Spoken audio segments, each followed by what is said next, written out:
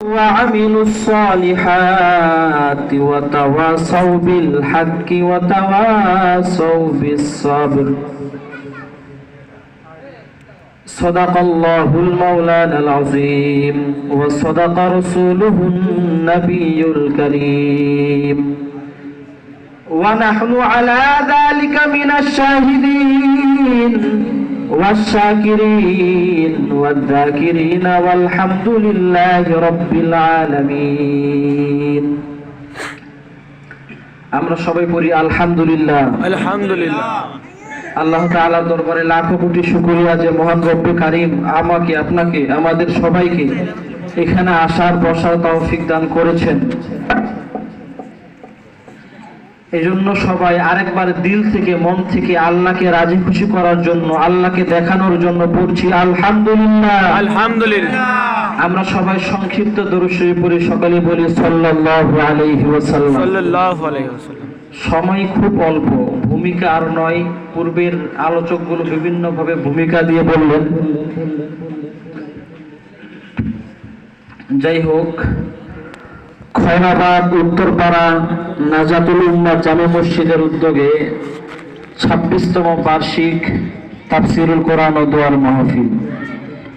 উক্ত মাহফিলের প্রধান আলোচক হিসেবে তাফসির পেশ করবেন বিশিষ্ট ইসলামী চিন্তাবিদ মুফাসসির কোরআন হযরত মাওলানা ফয়জুল্লাহ ফয়সাল ভাই, ঢাকা। আরো অনেক ওলামা একরাম তাশরিফ এনেছেন, আমার পূর্বেও আলোচনা করেছেন, আমার পরেও করবে ইনশাআল্লাহ। যাই হোক, আপনাদের সামনে পবিত্র কুরআনুল কারীমের একটা ছোট্ট সূরা তেলাওয়াত করছি, সূরাতুল আসর।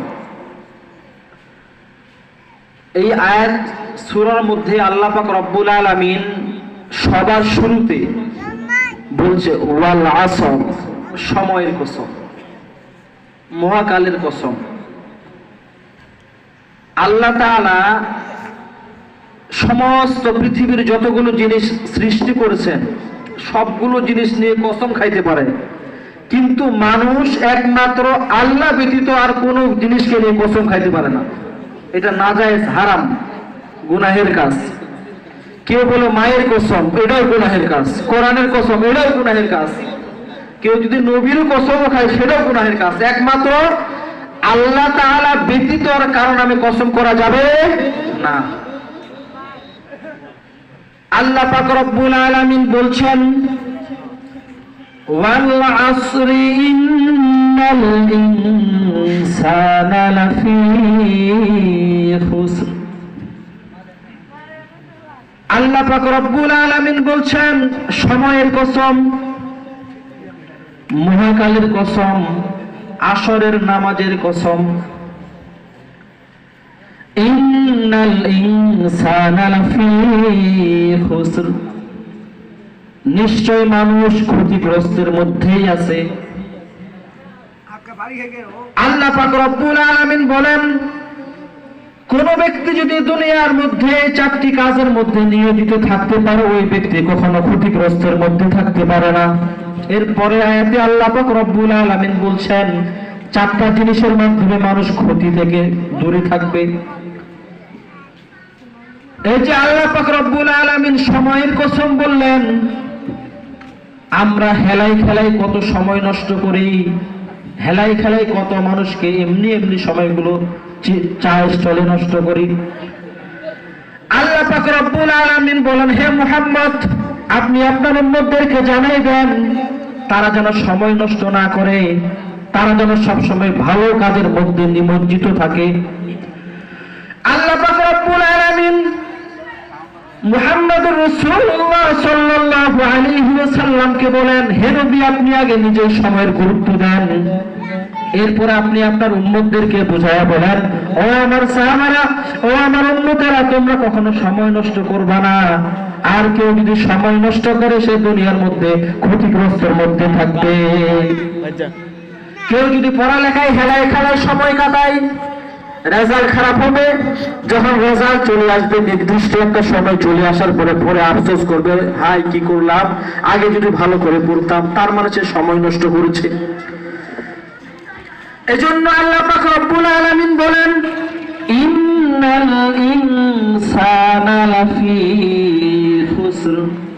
নিশ্চয় মানুষ ক্ষতিগ্রস্তের মধ্যে রয়েছে। আল্লাহ পাক রব্বুল আলামিন বলেন, ইল্লাল্লাযীনা আমানু ওয়া আমিলুস সলিহাতি ওয়া তাওয়াসাউ বিল হাক্কি ওয়া তাওয়াসাউ বিস সবর।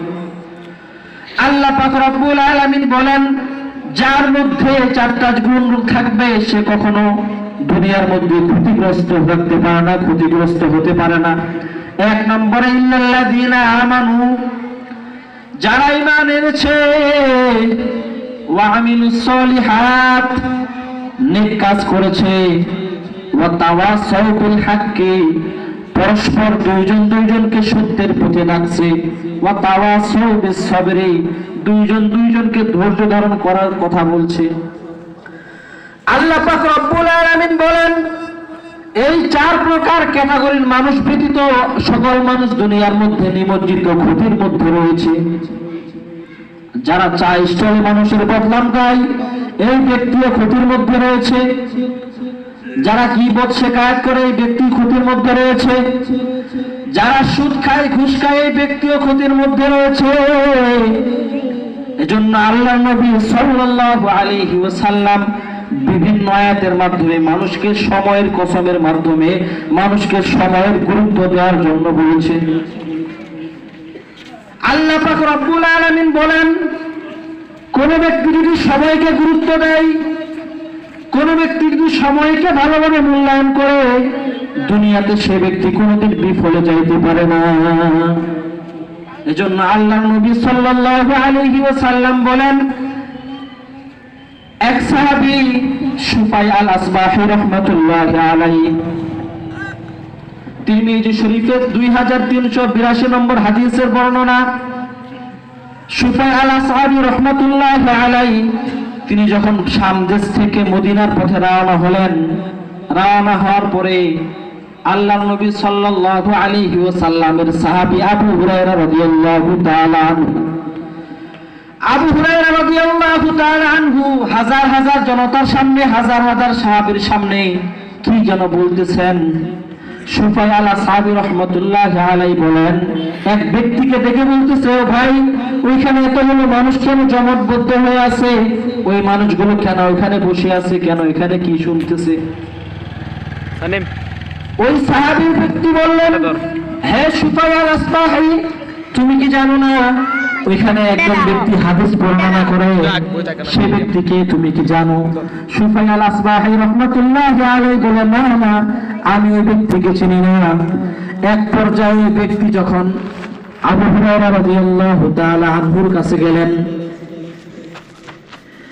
আবু হুরায়রা রাদিয়াল্লাহু তাআলা আনহু তাকে জিজ্ঞেস করলেন, হে আবু হুরায়রা, আপনি আমাকে এমন একটা হাদিস বলেন যেখানে আপনি নিজে শুনেছেন, অনুধাবন করেছেন এবং নিজে বাস্তবে পরিকল্পনা করার চেষ্টা করেছেন।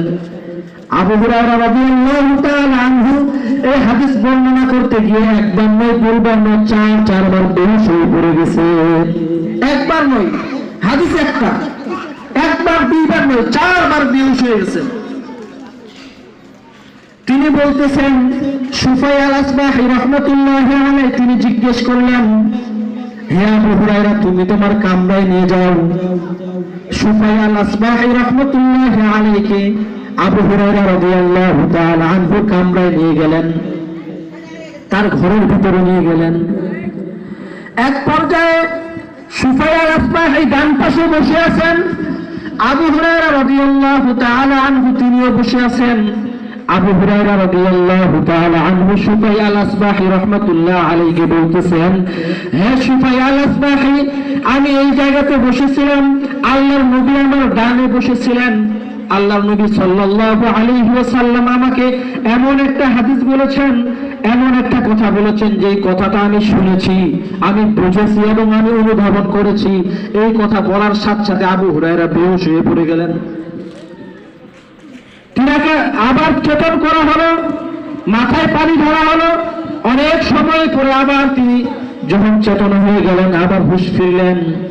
এক পর্যায়ে সুফাই আল-আসবাহি রাহমাতুল্লাহি আলাইহি আবার প্রশ্ন করলেন, হে আবু হুরায়রা, তুমি একে এমন একটা হাদিস বলো যে হাদিসটা তুমি নবী আকরাম সাল্লাল্লাহু আলাইহি ওয়াসাল্লামের কথা শুনেছো এবং বুঝেছো, নিজে অনুধাবন করেছো, আমল করার চেষ্টা করেছো, তুমি এমন একটা হাদিস আমাকে বলো।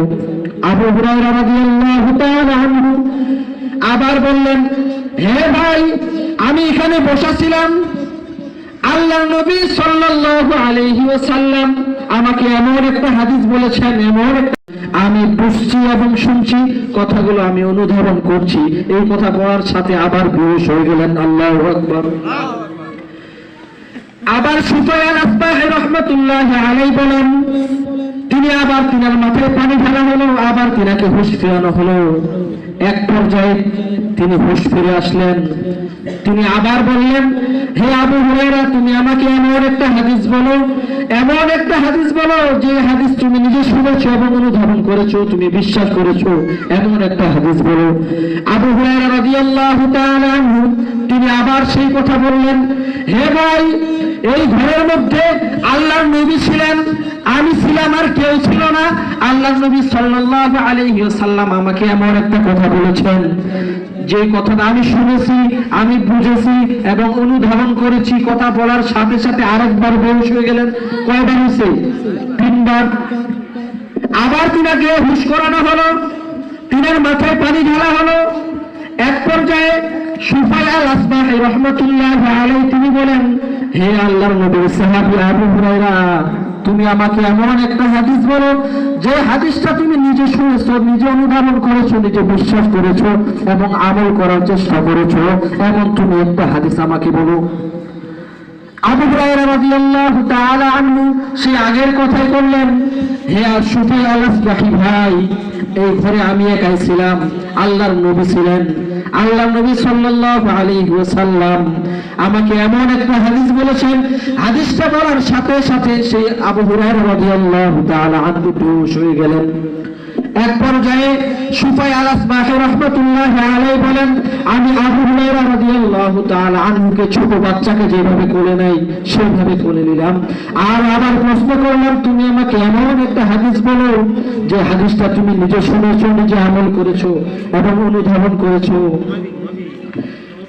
আবু হুরায়রা রাদিয়াল্লাহু তাআলা আনহু বলেন, ভাই, আমি তোমাকে হাদিসটা বলতেছি, কোন ব্যক্তিকে আমি একবার নয়, 2 বার নয়, 4 বার বেহুশ হয়ে গেলাম।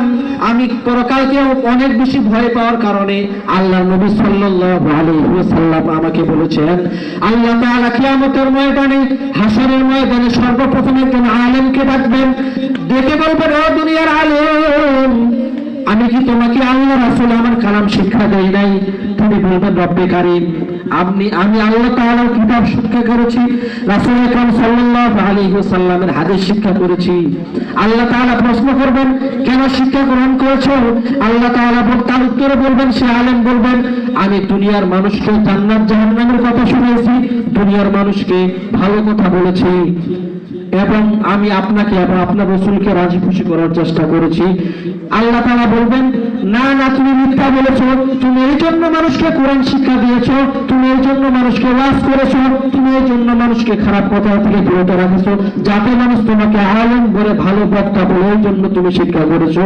দুনিয়াতে তোমাকে সেটা বলে হয়ে গেছে, এখন তুমি জান্নাতে যাও, তোমার জায়গা নয়, তুমি জাহান্নামে চলে যাও। দ্বিতীয়বারে একজন শহীদকে ডাকা হবে, সেম প্রশ্ন একজন দানশীলকে ডাকা হবে। তিনাদেরকে প্রশ্ন করবেন যে তোমরা কি করেছো? দানশীল বলবেন, আমি তোমার ঘরকে বড় করার জন্য দান করেছি, তোমাকে রাজি খুশি করার জন্য দান করেছি। এবং শহীদকে বলবে, আমি আল্লাহ তাআলা ইসলামকে রজ্জু করার জন্য, ইসলামকে রক্ষা করার জন্য দান করেছি, আমি ইসলামকে রক্ষা করার জন্য নিজেকে শহীদ মনে করেছি। আল্লাহ তাআলা বলবে, না না, তুমি মিথ্যা বলেছো, তুমি এই কারণে শহীদ হয়েছো, এই কারণে তুমি দান করেছো যাতে মানুষ তোমাকে বড় দামি তুমি বলে মানুষ তোমাকে বড় শহীদ বলে, এই কারণে তুমি দান এবং শহীদ করেছো। আল্লাহ পাক রব্বুল আলামিন বলেন, ও দুনিয়ার মানুষেরা তোমরা শুনে রাখো, কোন ব্যক্তি জেনা করেছে, সুদ খেয়েছে, ঘুষ খেয়েছে, মদ খেয়েছে, এদেরকে আমি দিয়ে জাহান্নাম উদ্বোধন করব না। এই তিন প্রকার ব্যক্তিকে দিয়ে আমি আল্লাহ তাআলা জাহান্নাম উদ্বোধন করব। আল্লাহ তাআলা আমাদের সকলকে কথাগুলো বুঝার এবং আমল করার তৌফিক দান করুন। ওয়া আখিরু দাওয়ানা আলহামদুলিল্লাহি রাব্বিল আলামিন। আসসালামু আলাইকুম ওয়া রাহমাতুল্লাহি ওয়া বারাকাতুহু।